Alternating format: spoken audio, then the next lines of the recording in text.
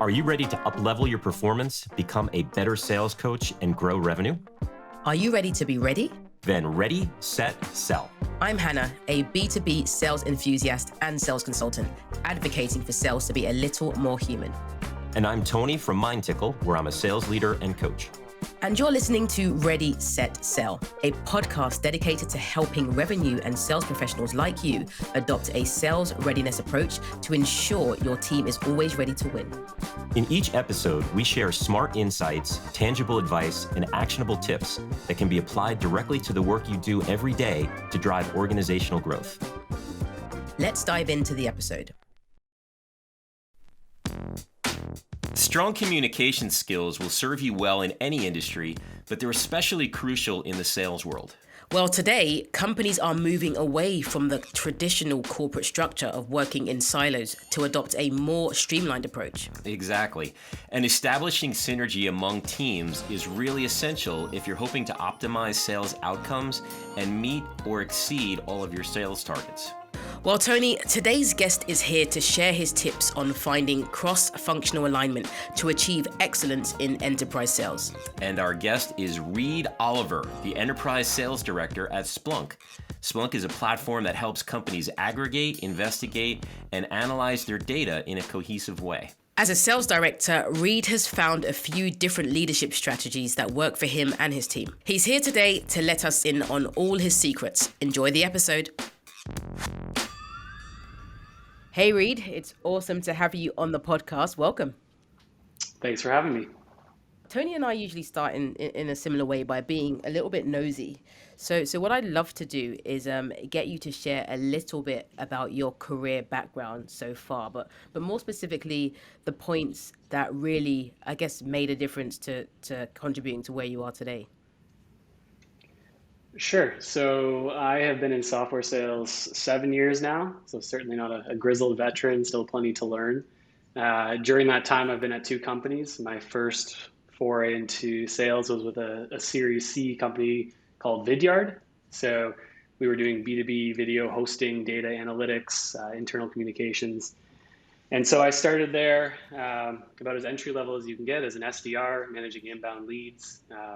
Had a phenomenal manager at the time and also took advantage of a good growth curve. So I was able to move into a BDR role, an SME account executive. And then my final role there was with our enterprise team. So selling into some of the biggest customers that we had at the time. And so I guess to your point around helping get to where I am today, I would recommend joining a startup to anybody early on in their sales career. You just get so much good exposure and experience. Wearing a lot of hats, I suppose. Since then, I decided to move over to where I'm at now, which is Splunk. So I wanted to get to more large enterprise, kind of complex platform selling, much larger deal sizes. And again, really fortunate around timing and leadership and growth. I started in our commercial RSM or AE role. And today I've gone through a few different roles at Splunk, but today I'm managing our strategic Canadian business. So working with the largest customers and companies in Canada. Excellent. I actually know Vidyard very well because I was a customer for a while. Sounds like you've done a great job climbing the ladder, but what initially drew you to sales in the first place? A few factors. I think one of the biggest would be my parents, and in particular my mom. She was always involved in our school and kind of thinking about career and what would set herself up for success. And part of that, we did some career kind of testing, my brother and I. And one thing that always shone was that I always tended to score higher on EQ than IQ. So I wasn't necessarily going to try to go for a surgeon or an investment banker, but pairing that with kind of playing a lot of sports, being competitive. Maybe even just a general business interest. I thought that sales made a ton of sense, and so that ended up being where I put a lot of my focus. Awesome. Splunk's an awesome company. I've actually been working with a few people at Splunk over the last year, so I'm surprised that we have. I mean, to be fair, there's a few thousand people there, but we are large. I would be interesting to know. Yeah. I'd love to know a bit more about how you landed your role at Splunk. Yeah, so it was, I guess, like a lot of roles these days, just networking. I was, as I mentioned, trying to figure out where my next step would be from Vidyard. I knew that cybersecurity and big data was a huge market, still continues to be. And so I looked at who was a leader in that space, and Splunk was certainly top of the list, continues to be, but at the time was really the key player. And so I ended up just looking up where I had connections, any familiar folks, and reaching out and having a couple coffee chats with both individual sellers and one of the managers. And I ended up getting put into the interview process through that. Nice. Oof, nice, Well, it strategic. sounds like you've kind of, like we said earlier, you've kind of been climbing the ladder. You've started as a BDR, you made your way to commercial accounts, and now enterprise. What would you say you like most about enterprise sales and what you're doing right now? I think the best part about enterprise sales is just the strategy behind it and the relationships that you build and the impact that you're having on a customer account. I mean, enterprise deals are generally quite complex. You need change agents across a company. You need multiple layers of champions across technical and key stakeholders. And so that's certainly something that's probably more absent in the more traditional kind of transactional selling model. I think it's good to have experience of both, but the former certainly appeals to me from an enterprise perspective, and just getting the chance to be a part of much larger deal cycles and impact from a revenue perspective to the company that you're at is fun. Yeah, the checks are always bigger too, which helps. So that's a good thing. This is true. What, what, when it goes right, that is. Um, Correct. Yes. but but Reid, I'm gonna try and remember what one of the strap lines are. Is it data the data to anywhere? Is it Data something to like that for everything. Splunk? Correct. Anywhere, It everything. is Yeah. everything. There we go. I was close, but I'd love you to share an overview for those listening who don't know an overview of what Splunk specializes in. Because I saw some material beneath the surface and was like, this is really cool. But I'd love you Mhm. to help us understand how you help businesses grow and achieve their outcomes. Sure. So an analogy that I heard early on, and we've certainly grown from this, but we used to be coined as kind of a Google for IT. So we were the de facto platform to help IT professionals, security professionals dig through massive amounts of data and get to their answers quickly. And from there, we've certainly developed into still being that critical query and big data ingest platform, but we're now turning also into visualizations, alerting, orchestration and automation, and obviously applying layers of ML across these just massive complex data sets. And so ultimately, we're helping security professionals stay and ensure that their product and their companies are secure, and identifying when issues happen, where they are really quickly. And on the IT and DevOps side, we're helping folks ensure that their websites are up and running, that we're ensuring that if bugs and issues are happening, they're finding root cause very, very quickly, and oftentimes doing that through a predictive model rather than a reactive. So Nice. it sounds like it's a real sophisticated process there that you guys have to go through. And so I'm curious about the different teams that you have to engage with on the sales side. So, as you're going through your process, what are the different teams that you typically engage with? How do you do that? And, how do you make sure that everything is working cohesively together? Mm-hmm. Yeah, it's not uncommon for our win notes on big deals to span multiple pages, and you have to scroll through all the different teams and specialists that we have, because it certainly takes a Yeah. village. I would say core to our kind of go-to-market function, we obviously have our direct sellers. We work very closely with our sales or solution engineers. So they are the technical kind of prowess and strategy behind a lot of the projects we're working on.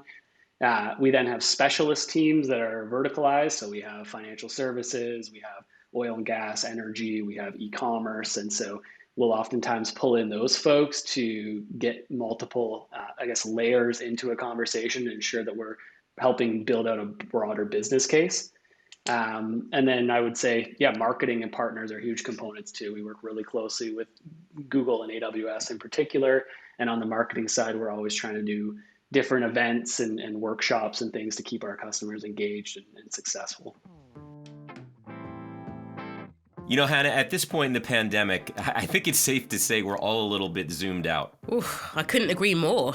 That's why I love Reid's approach of ensuring teams are communicating effectively without booking too many unnecessary meetings and touch bases. Exactly. I can't stand having too many unnecessary meetings.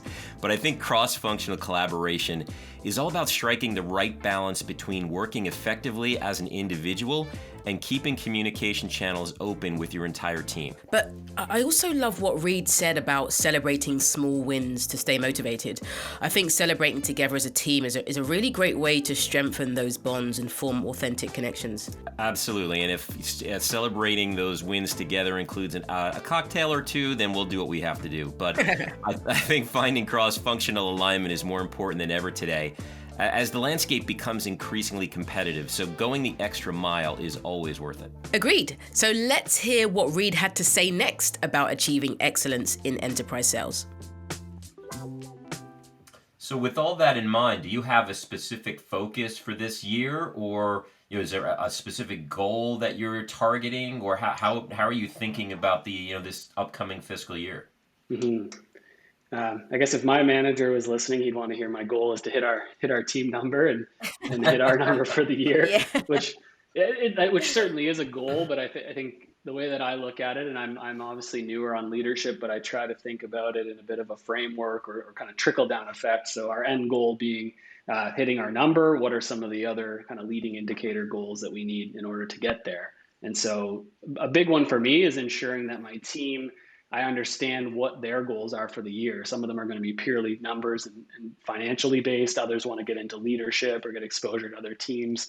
And so making sure that I have a full understanding of what success means to them, and then building that up into how we get there as a team to hit our number. That's probably my overarching goal for the year. Nice. Reid, just kind of expanding on some of what you were saying regarding enterprise selling, and one of the key differences you mentioned is the inherent strategic nature of enterprise selling, right? And also the multiple stakeholders that are typically involved. What's bringing all that together? What's some of the kind of recent sales wins, of course, those that you're allowed to talk about, are you proud of? And what do you think are some of the factors that resulted in these wins? So think of a salesperson listening who's thinking, what do I need to do on my next call to be like Reid? That's a good question. I guess a good win that we had that I could share prior to the holiday break. We were working with another data SaaS company, actually local here in Canada. So really our sweet spot at Splunk in terms of they put a significant premium on security and ensuring uptime. And so why it was unique is it wasn't the largest from a dollar perspective, but from a complexity standpoint, it was pretty significant. So they have contracts in the US where they require FedRAMP capabilities. We had unique compliance and legal components to it. And I think one of the things I'm most proud of and what's important on the enterprise side is it was a 9 to 10 month sales cycle, but we did a really good job at the beginning building a strong relationship with multiple stakeholders. So leaders at the business, technical owners, and we tried to have some of the tough conversations early on to get those out of the way. So we knew it was competitive. We knew we were going to go to an RFQ. So we tried to get ahead of where are we strong, where are we maybe weaker, or at least what are our competitors going to be leaning on? What does our license model look like? What does cost even look like? And that way, when we got towards the end, we had a lot of those challenging conversations. They're the ones that maybe come with a little bit more back and forth, and it ended up being a little much smoother. There were still negotiations to be had, but we had built a lot of rapport early on that we could have those conversations and ultimately partner. And I think it's a big reason we won the deal. So it sounds like you did a great job of, like you said, establishing those relationships, and touching back a little bit to something you said earlier with, getting to understand a little bit more about your internal teams, right? What their goals are, what sort of things they're looking to do. As you've collected all this data, have you found that there are certain challenges that are the bigger ones that you want to make sure that you can work through with your team, and either, maybe as your personal role or as a team role? Are there any challenges that stand out to you right now? I think one of the biggest challenges that we come up against is just building natural urgency I always try to get my team away from just selling to the end of a quarter or picking our own timeline or deadline, because that's often when I find deals slip and forecasts get impacted. And I also know that as sellers, we can't make our own agenda. We have to work with our customer and understand what's a compelling event for them to get a deal done.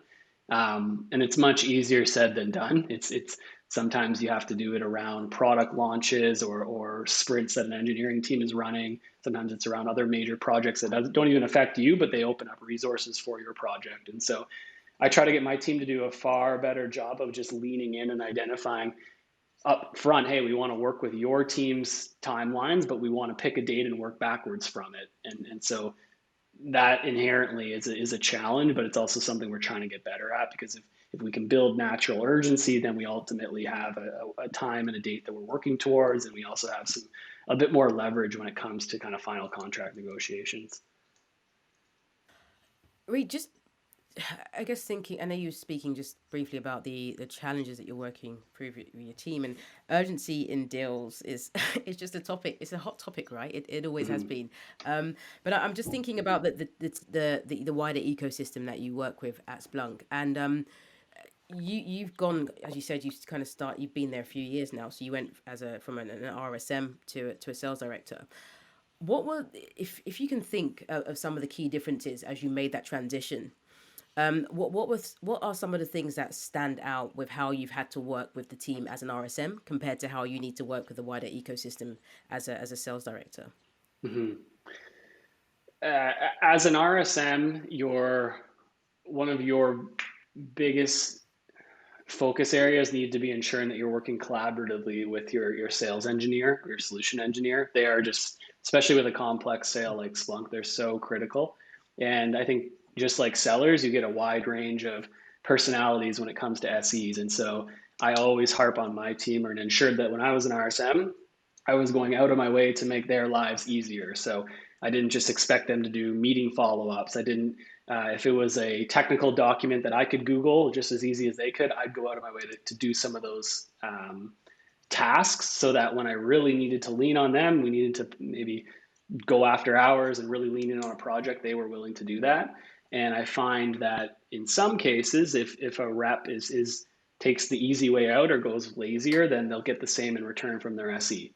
And so I made a very Mm. conscious effort to try to do the best I could to make working with me as easy and enjoyable as possible. And I now try to ensure my team is doing that, so that when we have a need and when we need help, folks are willing and open to come and work with us.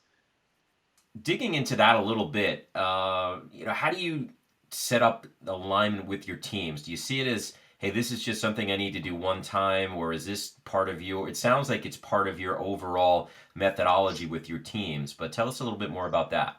Mm-hmm. No, alignment is certainly always fluid and continuous, and it changes depending on the project and customer that we're working with. But I always try to have just consistent communication and alignment across all of our, I would say, cross-functional teams. And so I am cautious of having too many meetings. I try not to have just meetings for the sake of them. So if we have a recurring, I don't want to have a recurring with marketing, SE, AE, leadership, and have folks joining all. I try to be as efficient as possible, but um, I count on my team to be ensuring that we just have that active alignment and that folks have roles and responsibilities from the early stages. So when we're doing our first half kickoffs, for instance, in our QBRs, if we have accountability early on around, hey, here's where I need your help, here's what I need, here's what that looks like from the beginning, that way those folks know that they're going to be counted on, and that generally breeds a good, healthy level of alignment and responsibility. I was going to say, Reid, I'm a big like believer in motivation and like positive thinking and affirmations and things like that. And I think you need a lot of that in sales, right? There's Mm-hmm. just that odd moment where something needs to help, right? All the universal powers. But what does like motivation look like for you? How do you connect with and motivate the people around you, particularly in your team? Yeah, that's a good point, Hannah. I think one thing I learned early on, and I actually was not great at, was managing the highs and lows of sales, right? And a mentor of mine talked Yeah. about just not getting too high and not getting too low either. And that was a learning curve for me. I always I was always a bit of an emotional seller, and I think you're right. You need to have positivity in the good times and the bad. And I think for my team, we always try to celebrate the wins, even if they're smaller wins. So maybe we haven't yet closed the deal, but we got through a huge milestone, or um, maybe we broke into just booking meetings with an account that we knew is high priority, but hadn't had much work with before. And um, celebrating those wins means generally I try to get my team as part of our team meetings to share and to open up about what's working for them. I try to ensure that while it can be an individual sport at times, we try to make it like an overall open landscape where people can celebrate, and also where people can identify, hey, I'm having challenges here. What have you folks tried to do something different? And that typically yields an environment of positivity and motivation. Also, sales folks are generally pretty competitive. So if you have the top performer on your team continuously sharing wins, it tends to bubble up to other folks. It really does. I Well, you love it. said you were a hockey player earlier, so I think you got to share the wins, right? That's all part of the team mentality with hockey. So, Exactly. Yeah. um, so it's funny, we were talking about hockey earlier offline before, but everybody consistently says about hockey players is they go above and beyond, right? Mhm. They're not like the guys that go down with the fake injury like in other sports that shall remain unmentioned. But there's always going above and beyond, right? So how would you relate that to sales? Yeah.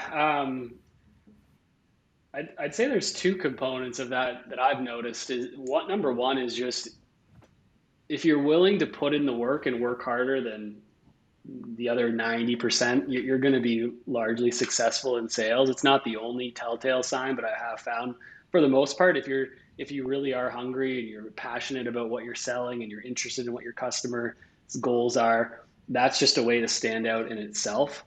Um, Beyond that, I think the reps, once you have the work factor and you're focused and aligned, I think one of the big things I see is just the level of preparation. So top sellers, they there's this framework. It's like the principal agent framework where you want more of your team to think like a principal, think like an owner. And I think the best reps, they treat their territories as they own that territory, right? They are the GM or the CEO or whatever you want to call it of that territory, and that means slowing down every single Yep. action is value add, and even putting themselves in the framework of their customers for the largest strategic deals, thinking like they're a part of that team. Where does our solution have to fit? What challenges does it have to meet?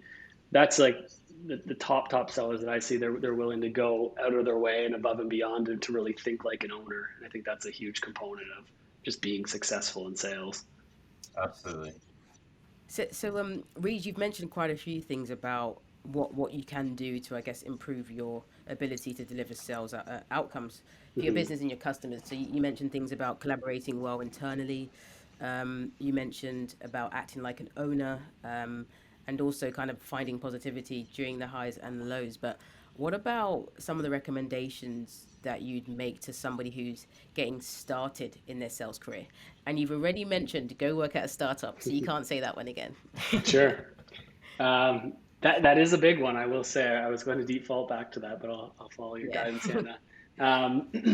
I think finding a space that you're passionate about. I think you really have to care about what you're selling. You're going to be doing it every single day, and it can be a grind. And so, if you don't necessarily believe in the space, or you're not really genuinely interested in it, I think that shines on calls, right? And in today's world, Mm. especially, just you have to be much more of an advocate and working with your customer. Customers just have so many different options, and so I think if you're going to, yeah, be successful, you got to care about what you're going into.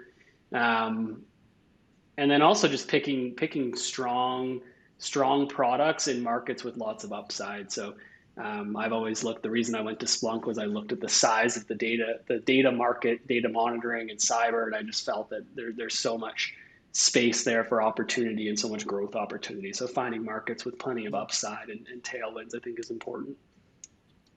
I think people often overlook that. That's a really good point. Thanks for that. Mm-hmm. Yeah. When you work at startups and where you are at Splunk now, right? It's evolving very quickly, right? I'm sure the Mm-hmm. organization is changing. How do you go about refining your skill set, right? And making sure that you're where you need to be, and not only for your personal growth, but just for the organization. So how do you approach that? Mhm. One of the first things I do is I just try to identify people who are smarter than me or have been more successful than I have, and I just ask them for guidance and to spend time. I try to be as respectful as I can about it, and I come prepared, but I don't really shy away from it. Yeah, if I've whether it's at Splunk, where that was one of the first things I did, even in the first 2 years, and I continue to have mentors that I try to keep up with, is just learning, picking their brain, kind of being a sponge, if you will, to pick up different tactics that they're doing and kind of make them my own. So that's a huge component of it. And then I also I'm fairly active. I use tools like Twitter and read a number of different blogs and such, just from other sales leaders, and go to market groups and just try to make sure that I'm staying up to date and relevant on a lot of the trends. Because I find once something is reaching kind of LinkedIn blog escape velocity, it's already being used by a lot of sellers. And so trying to remain kind of consistent and sharp on new ways and strategies folks are using is typically yielded good results so far. Well, you've kind of defined my whole career as I'm smart enough to know I'm not the smartest person in the room. So I think that we're very much on the same page with that. Sure. It takes a while to be comfortable with that and realize the benefits of that, actually. So no, this is definitely a valid point. We've spoken quite a bit, like, well, indirectly, about communication when it comes to working with internal teams, when it comes to working with your sales team. What are some of the tips you have for ensuring like smooth and effective communication? Because there's a lot of ways to communicate now, Hmm. like informal, formal. Like, tell me more about how some of the tips that you share, or you kind of I guess hold quite dearly when it comes to comms. Yeah, no shortage of communication channels these days. I try to implore. I really like the concept of radical candor. So the view of being openly transparent and also very direct. I find that that's the feedback that I always hope to get, and I try to embody that in my communications with my team as well. And so I find that it's just Mm. oftentimes it's best to be very, very open and honest about performance. And if that's to the negative side, obviously it's coming up with constructive ways to improve on what we're doing. And if it's to the positive, ensuring how do we replicate that and make it more of a playbook going forward. I guess to your point around channels, Hannah, I find that still just picking up the phone and calling is one of the best ways to really have a conversation, particularly if it's more of a difficult one. I think Slack and email can sometimes be misconstrued, and so there's a time and a place for it. I also have found that shift has been really different, moving from what I was in a full office in office setting to being fully virtual the last 2 years. It's been even more challenging at times to really communicate and connect with folks. I find there's always a little bit of that barrier on Zoom calls and such. And so again, kind of going out of your way to even meet for a coffee or get in person if you can. But if not, yeah, phone calls generally the best. Mm. Yeah, but Reid, emoji or no emoji? I'm I'm not much of an emoji guy. I Um, like GIFs. I'm a GIF fan. Okay. Actually, thinking about the challenges you were just mentioning, can you think of a time when there was really a communication breakdown that had a direct impact on something you were doing? Can you think of anything, and how did you solve it? I mean, there's communication breakdowns. Yeah, they happen all the time. I mean, I'm even thinking how we work with customers. Sometimes emails can be misconstrued or just missed in general. And so, uh, the best way from my view to solve it is if we feel like we're going down a path of maybe there's a disconnect. It's just kind of hitting a pause, and maybe it's me putting my own hand up and saying, look, I think I'm missing the point, or maybe I was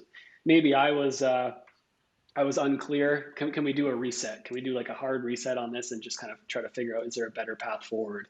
And I think identifying that really early on and not trying to uh, pretend like we know everything or go down a path that's maybe not the right one. It's probably the best way to kind of, yeah, nip it in the bud when you have risk of a miscommunication.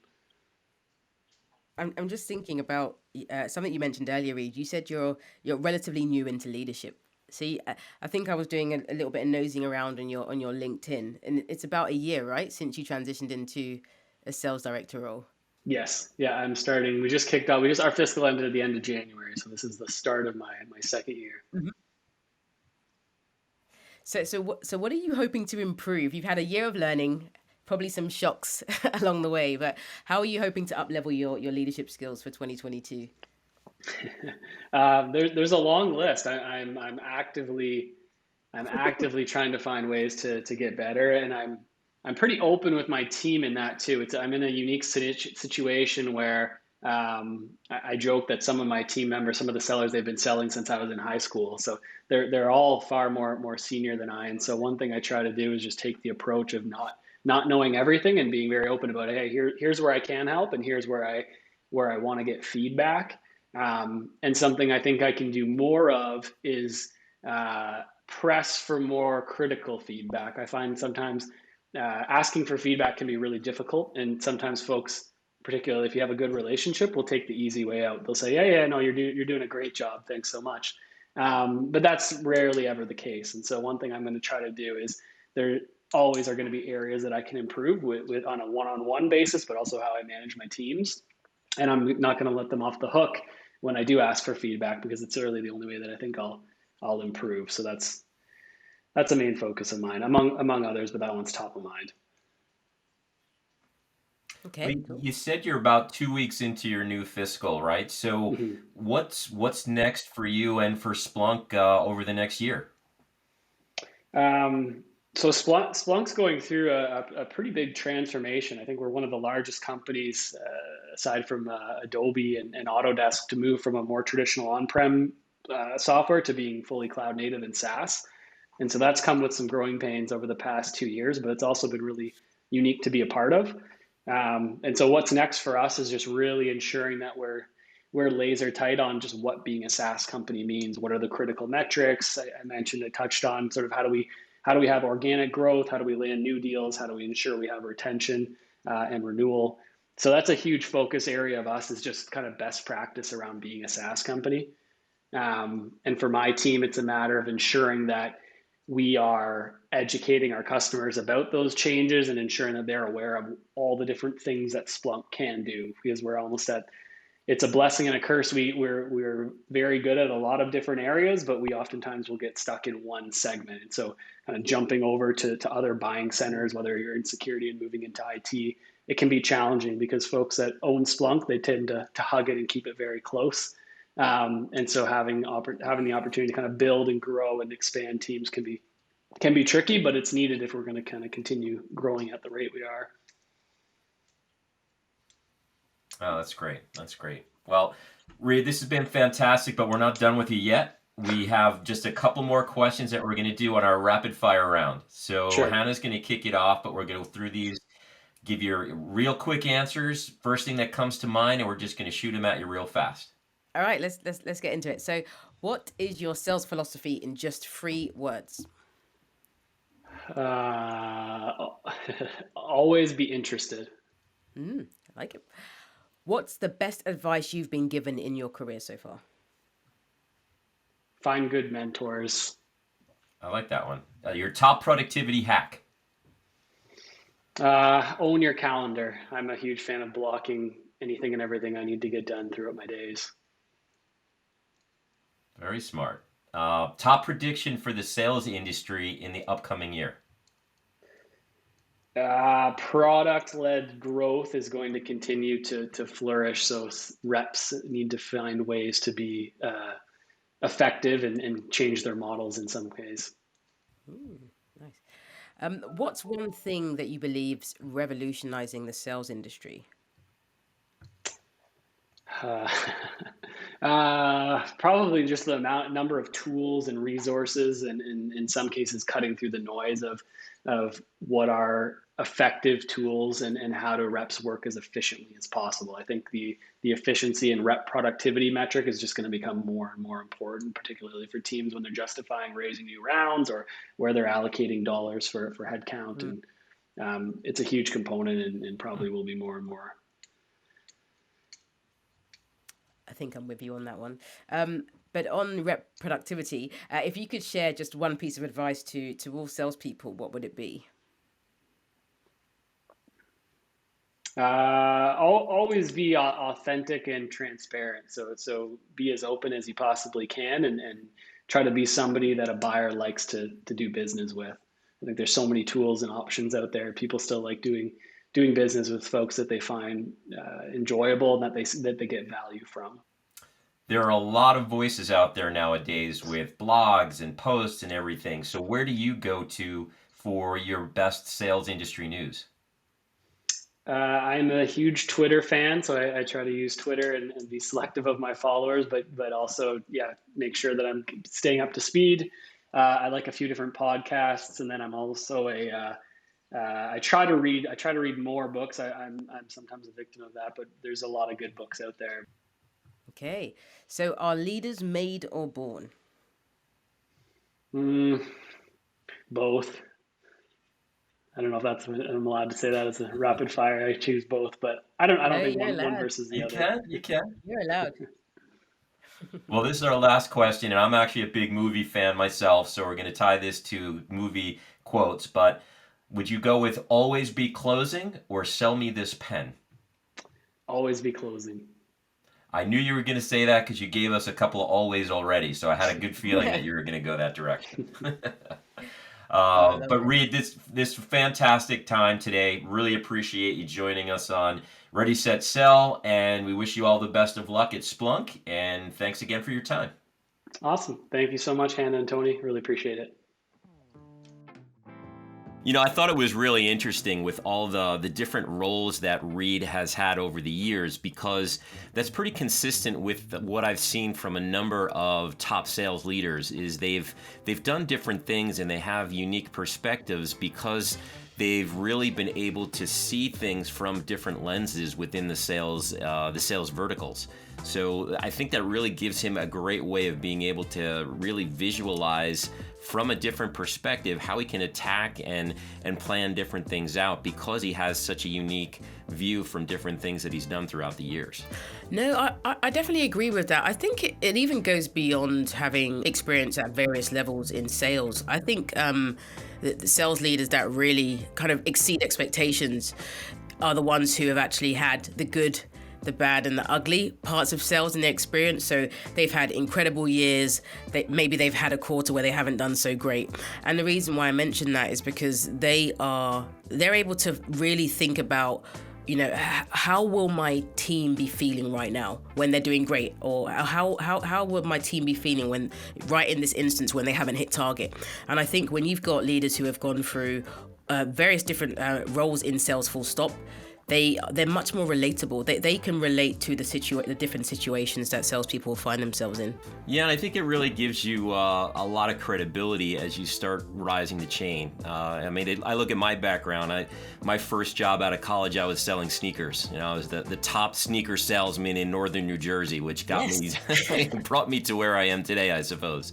But it really gives you an idea of how to think about things differently, because even though I was selling sneakers, I learned a lot about how to deal with people and different dynamics with the people I was working with. So, you know, I think every job that you go through, or every stop on your way, really helps define who you're going to be and how you're going to work with with colleagues within different structures, and really helps you on your journey in the best way possible. Yeah, I love the sneakers. This is great. Why didn't I know this?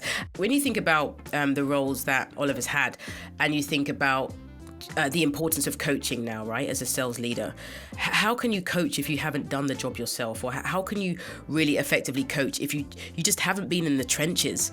The multiple roles that you play and the experience that you gather from that make you, I just think it sets you up to be a much stronger coach, which in my opinion is a key part of being in sales leadership. Yeah, absolutely. And I think that all adds to credibility, right? And we've all had managers over the years that, you know, get put into positions of leadership and they have not done the job that they're asking you to do. And they don't really get the credibility because they haven't done it, and they're asking you to do things that either they don't know how to do or just haven't had any experience doing. So I totally agree. I think it's very important to have someone in that role that can not only talk the talk, but walk the walk.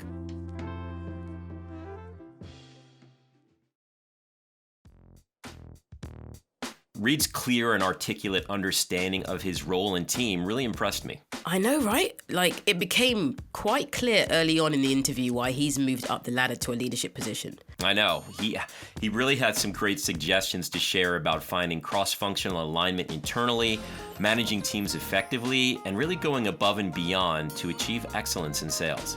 I think one point he made that really stood out to me was the value of finding someone who's more successful or experienced than you and learning as much as you can from them.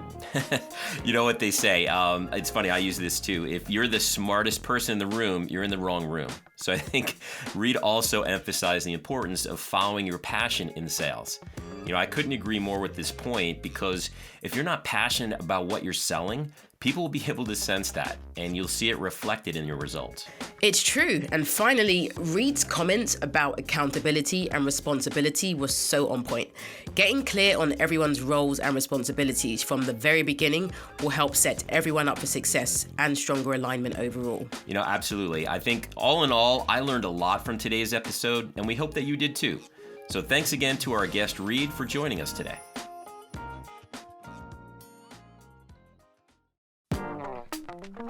Thank you for listening to this episode of Ready, Set, Sell. We hope you took away some valuable lessons and insights that inspire you to reevaluate your approach to sales readiness. Don't forget to subscribe, rate, and review the show when you get a minute. And stay tuned for the next episode of Ready, Set, Sell.